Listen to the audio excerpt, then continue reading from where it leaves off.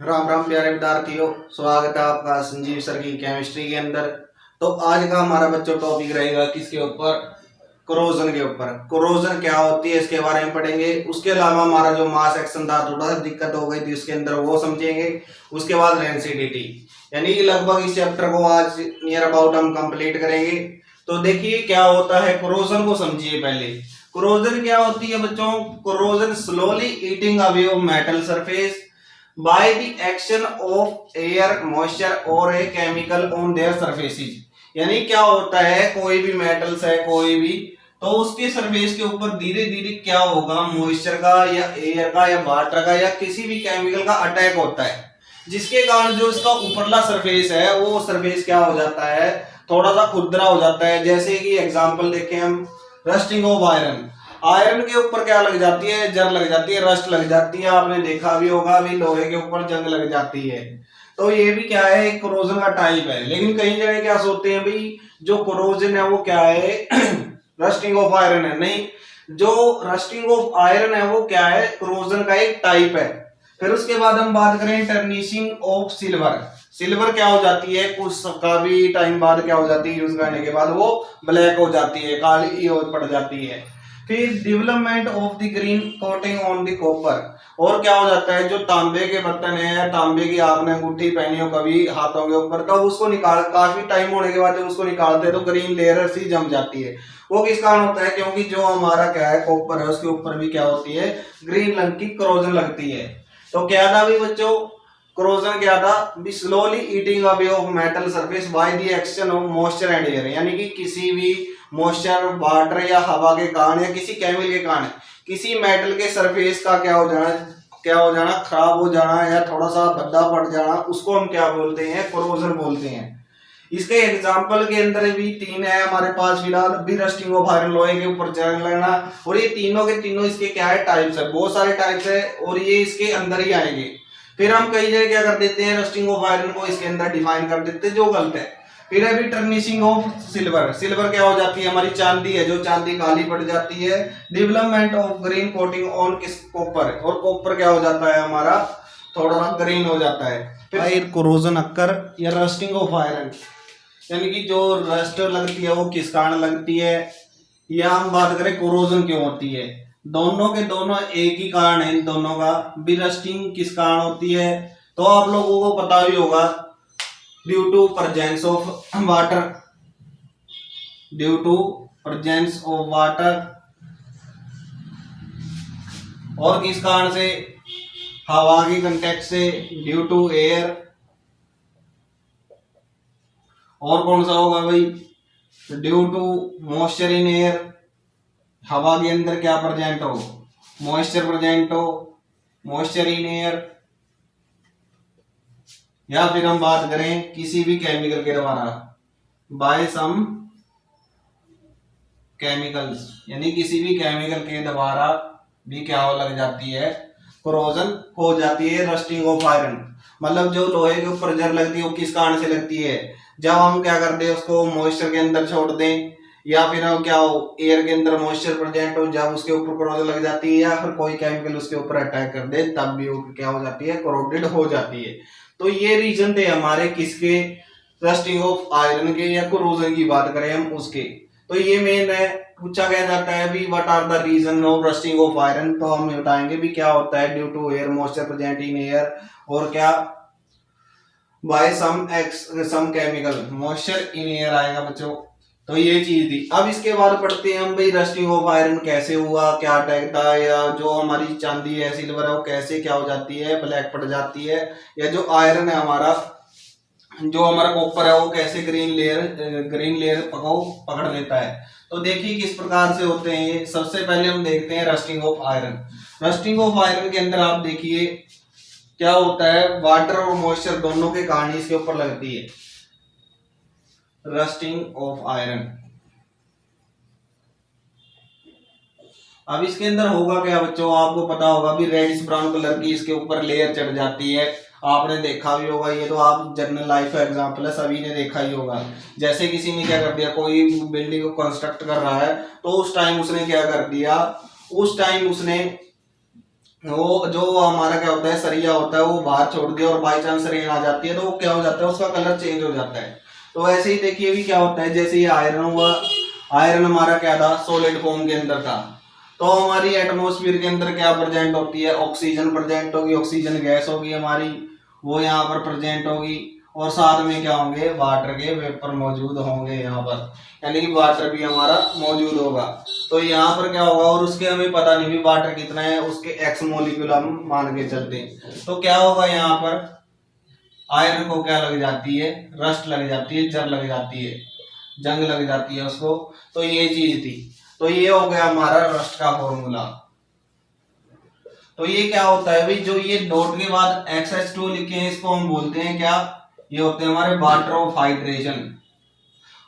और हमें rusting of iron के अंदर पता ही नहीं लगता भाई कितने इसके अंदर हैं मॉलिक्यूल वाटर के। तो ये हमारा फॉर्मूला था रस्ट का। तो ये क्या है, रस्टिंग ऑफ टाइम में क्या होता है, रस्टिंग ऑफ टाइम में जो हमारा आयरन है, आयरन के ऊपर क्या होता है बच्चों, अटैक होगा किसका, ऑक्सीजन का, और किसके साथ, वाटर के साथ। ये सारे आपस में मिलके क्या करते हैं, आपस में रिएक्शन करेंगे, जिसके कारण क्या हो जाती है, उसके ऊपर कलर चेंज हो जाता है। और ये क्या है, हमारा रस्टिंग ऑफ आयरन है। तो ये होता है हमारा रस्टिंग ऑफ आयरन, किसके कारण हुआ, ऑक्सीजन और वाटर के कारण है, यानी मॉइस्चर प्रेजेंट होगी किसके अंदर, एयर के अंदर, तो जिसके कारण क्या हो गया, इसके ऊपर रस्ट लग गई। तो ये था हमारा।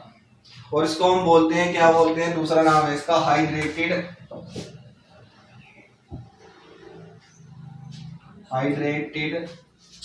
आयरन ऑक्साइड, या रस्ट भी बोल सकते हैं आप, तो आप लोगों का ये ठीक होगा। उसके बाद देखते हैं हम बच्चों किसके बारे में, corrosion on copper. Corrosion on copper के अंदर मतलब क्या होगा, इसके अंदर भी जो कॉपर है, कॉपर को क्या कर देते हैं, जैसे मोस्ट एयर के अंदर कहीं जैसे रिंग्स पहन के रखते हैं हाथों के अंदर, तो रिंग्स पहनने के अंदर क्या होता है, तो मॉइस्चर कंडीशन में हमारे हाथ क्या होते हैं, वेट भी होते हैं, गिल्ले भी होते हैं। कुछ क्या होता है, एटमॉस्फेयर के अंदर भी मॉइस्चर प्रेजेंट होती है, साथ में कार्बन डाइऑक्साइड और ऑक्सीजन प्रेजेंस होने के कारण क्या होती है, इनकी आपस में रिएक्शन होती है। इनकी आपस के अंदर रिएक्शन होने के साथ क्या बन जाता है, ये बन जाता है हमारा CuCO3.CuOH की डिवाइस। और ये क्या आता है, सॉलिड फॉर्म के अंदर आता है। मतलब क्या किया, कॉपर ने किसके इसके साथ रिएक्शन की, कार्बन डाइऑक्साइड, ऑक्सीजन और वाटर के साथ। और ये सारे के सारे कहां पर प्रेजेंट होते हैं, ये प्रेजेंट होते हैं हमारे किसके अंदर, एयर के अंदर। जो हमारी मॉइस्ट एयर है, मॉइस्ट का मतलब थोड़ी सी नमी होती है हवा के अंदर, उस नमी के अंदर ये प्रेजेंट थे। इन्होंने क्या किया, इसके साथ कॉपर के साथ रिएक्शन कर ली और क्या बना दिया, बेसिक कॉपर कार्बोनेट की फॉर्मेशन कर दी। और ये कैसा बनता है बच्चों, ये बनता है हमारा ग्रीन कलर का। तो आप देख भी सकते हैं, जिसने काफी टाइम से मतलब 4-5 महीनों से उसने क्या किया, पहन रखी है, रिंग्स पहन रखी है, या आपके पास कॉपर के कोई बर्तन है उनके अंदर भी देख सकते हैं आप, तो वहां पर भी आपको क्या मिलेगा, ग्रीन सा मिलेगा। तो वो क्या है, किस कारण है, वो कोरोजन के कारण, उसके ऊपर जंग लग गई है, किसके ऊपर, किसके ऊपर जंग लग गई है, कॉपर के ऊपर। अब हम बात करें किसकी, सिल्वर की। सिल्वर के अंदर क्या होता है बच्चों, जो सिल्वर है हमारी, चांदी की बात करें, उसका फॉर्मूला होता है Ag। और ये सॉलिड फॉर्म के अंदर है, तब इसकी रिएक्शन किसके साथ, हाइड्रोजन सल्फाइड के साथ हो जाए, हाइड्रोजन सल्फाइड गैस के साथ हो जाए। और ये कहां पर प्रेजेंट होती है, ये भी हमारी क्या प्रेजेंट होती है, इन एयर के अंदर, यानी कि ये भी एयर के अंदर प्रेजेंट है। तो इनकी आपस में रिएक्शन होगी, तो क्या होता है, यहाँ पर बन जाएगा Ag2S और साथ में बनेगा हाइड्रोजन, हाइड्रोजन गैस बनती है। और ये क्या हो जाता है, सॉलिड फॉर्म के अंदर। इसीलिए आपने देखा हो, जब भी ज्वेलरी देखते हैं आप, चांदी जब लेके आते हैं तो काफी क्या होती है, चमकदार होती है। लेकिन कुछ टाइम के बाद, 6 महीने बाद, 5-6 महीने बाद क्या हो जाती है, साल बाद वो क्या हो जाती है, उसकी चमक भग जाती है। फिर आप क्या करते हो, जो हमारे क्या होते हैं, सुनार वगैरह होते हैं, उनको वॉश करते हैं, और ये कैसे रंग की हो जाती है, उसके ऊपर ब्लैक कोटिंग चढ़ जाती है। तो इस कारण से इसके ऊपर, और इस कारण से इसके ऊपर क्या लग जाती है, ब्लैक रंग की कोरोजन हो जाती है। तो ये थी कोरोजन के टाइप। कौन कौन से बड़े, रस्टिंग ऑफ आयरन, कॉपर के ऊपर ग्रीन लेयर का जम जाता है, जो हमारा सिल्वर है उसके ऊपर ब्लैक रंग की जम जाती है, और ये इनके अंदर रिएक्शन होती है बच्चों। तो ये था हमारा कोरोजन के टाइप। अब हम देखेंगे भी प्रिवेंशन कैसे, इनको बचाया कैसे जा सकता है। मेनली हम देखेंगे, सारे देख लेते हैं हम, और फिर देखते हैं आयरन के, उनमें से आयरन के भी हम अलग से छांट लेंगे। प्रिवेंशन ऑफ कोरोजन के अंदर क्या देखेंगे बच्चे, हम देखेंगे भाई लोहे को जर लगने से कैसे बचाया जा सकता है, या फिर जो भी मेटल्स, नॉन मेटल्स जिनके भी कोरोजन लगती है, वो कैसे प्रोटेक्ट की जा सकती हैं। जैसे हम मेनली आयरन की बात कर देते हैं, लेकिन फिर भी और भी मेटल्स होती है, उनकी भी साथ में बात हो जाती है। जैसे कि पहली बात है हमारी, by coating their surface with the paint और वर्निश। मतलब हम क्या कर देते हैं, कोई भी मेटल्स है जो भी जिसके ऊपर भी करोजन लगती है, उनको क्या कैसे रोका जा सकता है, उनके ऊपर हम यदि क्या कर दें, पेंट कर दें। फिर है by the application of oil and grease. यदि हम उनके ऊपर क्या लगा दें, या तो ऑयल लगा दें या ग्रीस लगा दें, तो भी क्या हो जाता है, उनका जो कंटेक्ट है वो एयर और मॉइस्चर से क्या हो जाता है, दूर हो जाता है। फिर by the coating their surface with the non corrosive metals like copper can be prevented by coating with tin. वैसे कुछ मेटल सरफेस को यदि हम क्या कर दे, नॉन कोरोसिव मेटल्स की लेयर चढ़ा दे, तो वो भी क्या हो जाती है, कोरोजन से बच जाती है। जैसे कॉपर इसका एग्जांपल है। कॉपर के ऊपर हम क्या करते हैं, यदि हम कोटिंग कर दे किसकी, टिन की, तो क्या हो जाता है, कोरोजन बच जाती है। जो हमारा कॉपर है वो उसके ऊपर कहीं लेयर चढ़ने से बच जाती है।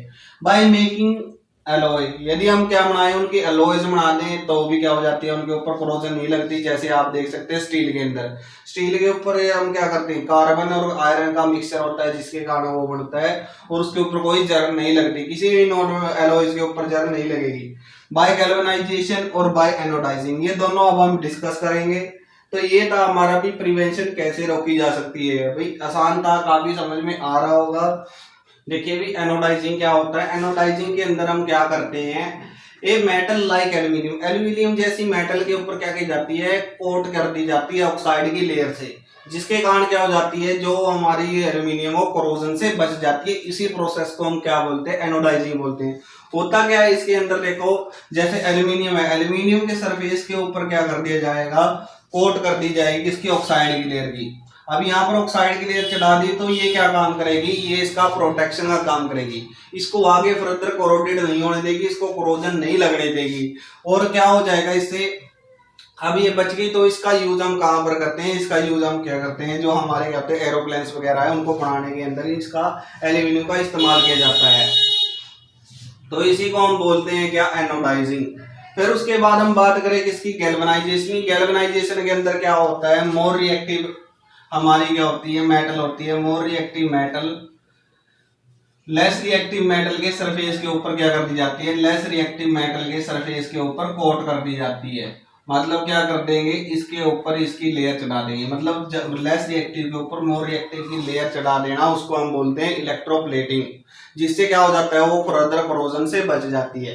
तो उसी का एग्जांपल है हमारा क्या, गैल्वेनाइजेशन। गैल्वेनाइजेशन एक स्पेशल केस है। जैसे क्या करते हैं हम, आयरन के आर्टिकल्स के ऊपर हम क्या कर देते हैं, कोट कर देते हैं जिंक का, जिससे क्या हो जाता है, जो हमारा आयरन है वो जंग लगने से रस्टिंग ऑफ आयरन से बच जाता है। इसी को हम गैल्वेनाइजेशन कह रहे हैं। क्या होता है, the process in which a thin layer of zinc coated on the surface of किसके, आयरन के सरफेस के ऊपर कोट कर दी, जिससे क्या हो जाए, प्रोटेक्शन हो जाएगी। इलेक्ट्रोप्लेटिंग में ऐसा होता है, जैसे आपने ज्वेलरी देखी होगी, ज्वेलरी वाले के अंदर क्या होता है, वहां पर क्या होता है, हमारी कोई भी ज्वेलरी है, जैसे हम बात करें किसकी, कोई भी ज्वेलरी है, हम मान लेते हैं भाई सिल्वर की ज्वेलरी है, सिल्वर के ऊपर हम क्या कर देते हैं, इलेक्ट्रोप्लेट करवा देते हैं किसका, गोल्ड का। तो जिससे क्या हो जाएगा, इनका सॉल्यूशन होगा, और ये सॉल्यूशन क्या हो जाएगा, इसके सरफेस के ऊपर जाके चिपक जाएगा, जिससे हमारा जो क्या था, सिल्वर का आर्टिकल हमें ज्वेलरी हमें कैसी लगेगी, गोल्ड की महसूस होगी, गोल्ड की लगेगी। और वो क्या होता है, उसी कारण ये काफी सस्ती पड़ती है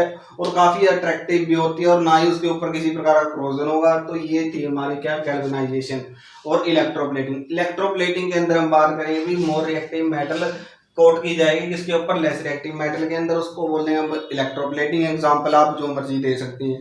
लेकिन गैल्वेनाइजेशन के अंदर स्पेशल केस आ जाता है किसके ऊपर, जैसे जिंक जैसी मेटल है वो क्या कर दी जाती है, कोट कर दी जाती है आयरन के सरफेस के ऊपर, जिससे क्या लग जाता है, ये कोरोजन होने से बच जाता है, रस्टिंग ऑफ आयरन बच जाती है। इसी को हम बोलते हैं क्या, गैल्वेनाइजेशन। तो हम पढ़ते हैं अब रेंसिडिटी के बारे में भी। रेंसिडिटी होती क्या है, क्या चीज होती है, समझिए पहले। The aerial oxidation of fat and oil containing food material indicating change in taste and smell. क्या होता है भाई, हवा के कारण क्या हो जाता है, वो किसी चीज का खराब हो जाना, किसका, टेस्ट और स्मेल का, उसको हम क्या बोलते हैं, रेंसिडिटी बोलते हैं। एग्जांपल है, जैसे आपके पास कोई चिप्स है या कुरकुरे वगैरह है, या फिर हम बात करें जंक फूड की कोई भी, या फिर आप बात कर लें, हम ब्रेड पकौड़े की बात कर लें, समोसे की बात करें, तो क्या होता है यदि हम उनको क्या कर देते हैं कुछ दिन ऐसे ही रख देते हैं तो क्या हो जाएगा, उनका जो टेस्ट है, स्मेल है, वो क्या हो जाएगा, बिल्कुल चेंज हो जाएगा। वो किस कारण होता है, वो उसी को हम क्या बोलते हैं, रेंसिडिटी बोलते हैं। जैसे चिप्स है, चिप्स आपने रख दिए, खुले रख दिए, अब पैकेट के अंदर तो आप क्या करो, उसको 1 महीना 2 महीना रखे रखो, उसके अंदर कोई फर्क नहीं पड़ने वाला। लेकिन जैसे ही आपने पैकेट को खोल के रख दिया, तो जैसे ही आप 1-2 दिन बाद देखोगे तो आपको स्मेल आने लगेगी, वो बिल्कुल भी खाने लायक नहीं होंगे। और यदि आप खा लेते हो तो कहीं ना कहीं आपको फूड पॉइजन हो सकती है। तो ये क्या होती है, अभी ये क्यों खराब हुआ, उसी को हम रेंसिडिटी बोलते हैं। क्या होता है, the aerial oxidation of fat and oil containing food material, यानी जिनके अंदर क्या था, या तो हमने जो चीजें तली हुई हैं या किसी के अंदर फैट या ऑयल है, वो क्या हो जाती है, खराब हो जाती है। उनके अंदर क्या हो जाता है, उनका टेस्ट और स्मेल दोनों के दोनों चेंज हो जाती हैं। किस कारण से होता है, क्योंकि इसका मेन कारण क्या है, अभी ऑक्सीडेशन हो जाता है उनका। ऑक्सीडेशन के कारण क्या हो जाते हैं, वो खराब हो जाते हैं, उनका टेस्ट है और स्मेल है वो दोनों के दोनों चेंज हो जाते हैं। अब फिर भी हम जानेंगे भी वो जो बंद पैकेट वाले वो कैसे बच गए और जो खुले वाले थे वो कैसे रह गए। क्योंकि खुले वालों के ऊपर तो क्या हुआ, ऑक्सीजन जो भी हमारे एटमॉस्फेयर में गैसेज थी, उन गैसेज ने उनके ऊपर अटैक किया। अटैक करने के कारण क्या हो गया, उनका जो टेस्ट और स्मेल था वो चेंज हो गया। तो अब हम देखते हैं भी इनको प्रिवेंट कैसे किया जा सकता है, टेस्ट और स्मेल चेंज होने से कैसे रोकी जा सकती है। तो अब हम बात करते हैं प्रिवेंशन फ्रॉम रेंसिडिटी। रेंसिडिटी से बचाने के लिए हम क्या क्या कर सकते हैं, उसके रीजन हम समझते हैं। आपने समझा भी रेंसिडिटी क्यों होती है, क्योंकि जो ऑयल और फैट कंटेनिंग कंपाउंड है वो ऑक्सीडेशन के कारण क्या हो जाते हैं, उनका टेस्ट और स्मेल चेंज हो जाती है। यदि आप उस फूड को खा लेते हैं तो आपके अंदर जो क्या हो जाती है, फूड पॉइजनिंग हो सकती है, स्टमक प्रॉब्लम हो सकती है। तो ये चीज थी। अब हम देखते हैं भाई इसको बचाया कैसे जा सकता है। तो सबसे पहला है हमारा क्या, द यूज ऑफ किसका, यूज ऑफ एंटीऑक्सीडेंट। एंटीऑक्सीडेंट के यूज से हम क्या कर सकते हैं, बचा सकते हैं। तो एंटीऑक्सीडेंट क्या होते हैं, these have strong tendency to oxidise. इनकी खुद ही क्या टेंडेंसी होती है, ऑक्सीडाइज होने की होती है। तो आप सोचेंगे भी ये खुद ही ऑक्सीडाइज हो रहे हैं तो क्या करेंगे, हाँ ये इनकी खुद की टेंडेंसी क्या है, स्ट्रॉन्ग ऑक्सीडाइज होने की। इसी कारण क्या हो जाते हैं, ये खुद तो क्या हो जाएंगे, खुद तो क्या हो जाएंगे, ऑक्सीडाइज हो जाएंगे, लेकिन दूसरे को ऑक्सीडाइज नहीं होने देंगे ये। तो क्या कर देंगे, तो उनको बचा देंगे। तो इस तरह से फूड मटेरियल हमारा बच जाएगा। एग्जाम्पल क्या है इसका, एक एग्जाम्पल है BHA। BHA का फुल फॉर्म क्या है, ब्यूटाइलेटेड हाइड्रोक्सी एनिसोल, और एक है BHT, तो उसका क्या है, ब्यूटाइलेटेड हाइड्रोक्सी टोल्यूइन। तो ये 2 एग्जाम्पल है जो क्या करते हैं, एंटीऑक्सीडेंट का यूज, एंटीऑक्सीडेंट के रूप में इस्तेमाल किए जाते हैं। फिर दूसरा है जी packaging of food in the fluid with nitrogen gas. अब जो हमारे चिप्स हैं, जो आपकी बात कर रहे हैं, कुरकुरे वगैरह, जो भी पैकेज के अंदर आ रहे हैं, जो भी हमारे जंक फूड है, वो सारे के सारे किसके अंदर होते हैं, नाइट्रोजन उनके अंदर डाल दी जाती है, या कोई भी इनर्ट गैसेज, नॉर्मल गैसेज उनके अंदर डाल सकते हैं।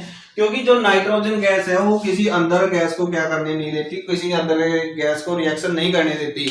और जो हमारे चिप्स या कुरकुरे वगैरह हैं वो क्या हो जाते हैं, ऑक्सीजन के कांटेक्ट में नहीं आ पाते, एटमॉस्फेयर के कांटेक्ट में नहीं आ पाते। तो कई चीजें हमारी ऐसी हैं जो क्या होती हैं भाई, हाई टेम्परेचर के ऊपर खराब हो जाती है, तो हम उनको क्या करते हैं, लो टेम्परेचर के ऊपर स्टोर करते हैं। जैसे आपने देखा होगा हम घरों के अंदर रेफ्रिजरेटर का इस्तेमाल करते हैं, तो वहां पर चीजें खराब होने से बच जाती हैं। फिर है keeping away from the sunlight, उनको क्या करें, सनलाइट से दूर रखें। यदि सनलाइट पड़ती है, सनलाइट के कारण भी कई चीजें खराब हो जाती हैं। कहीं आपने मेडिसिन वगैरह के ऊपर देखा होगा, जो भी हमारी पीने वाली दवाइयां होती हैं उनके अंदर देखा होगा, तो वहां वो क्या हो जाती है, सनलाइट के कांटेक्ट में खराब हो जाती हैं। Storing the food in air tight container.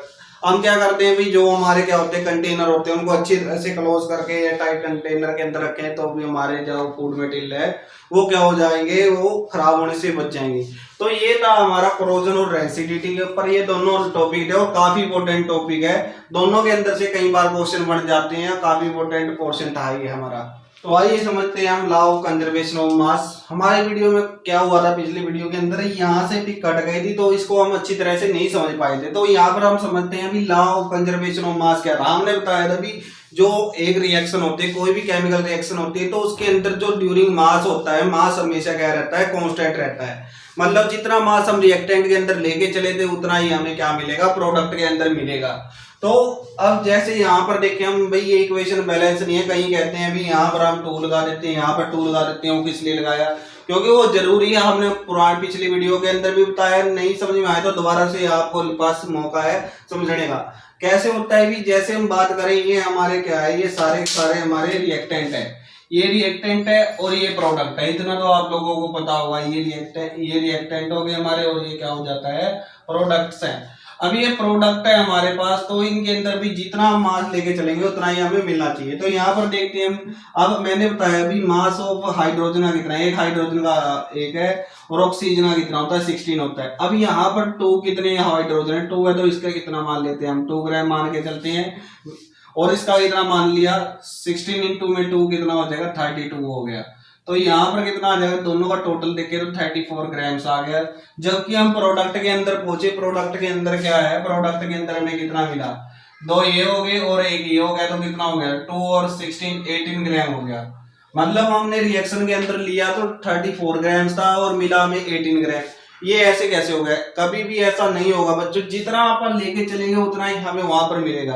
ये तो इसका मतलब इस रिएक्शन के अंदर कहीं ना कहीं गड़बड़ है।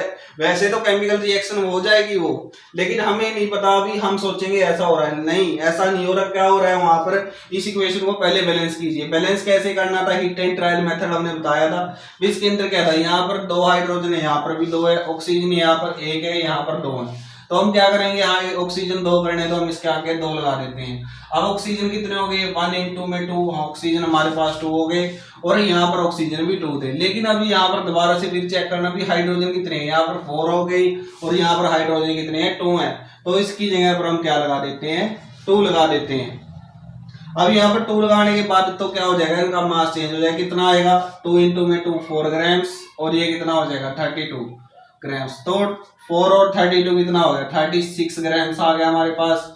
अब हम बात करें इसकी, हमारे पास इतने का कितना आया था, अभी निकाला था हमने, कितना आया, 18 ग्राम आया था और 2 से मल्टीप्लाई कर दे तो कितना आ जाएगा, 36 ग्राम आ जाएगा। तो ये है हमारा क्या, law of conservation of mass. भाई जितना मास हम किसी रिएक्शन के अंदर लेके चलते हैं उतना ही हमें क्या मिलता है, प्रोडक्ट के अंदर मिलेगा। तो ये था अभी मास एक्शन के बारे में। तो आज का हमारा लगभग लेक्चर जो हमारा क्या था चैप्टर, ये लगभग खत्म हो चुका है। तो आगे हम इसके क्या करेंगे, क्वेश्चन डिस्कस करेंगे। यदि आप लोगों को हमारी वीडियो पसंद आ रही है तो वीडियो को लाइक करें, कमेंट करें और साथ में सब्सक्राइब करने के बाद आपको एक बेल आइकन दिखता है, उस बेल आइकन को जरूर प्रेस करके पर्सनलाइज कर लीजिए, ताकि हमारी आने वाली वीडियो के बारे में आपकी जानकारी मिलती रहे। क्योंकि ना रहेगा किसी प्रकार का कोई खतरा, ना रहेगी आपको किसी प्रकार की ख्वाहिश, क्योंकि आपके संजीव सर आप लोगों को पढ़ा रहे हैं साइंस। थैंक यू बच्चों।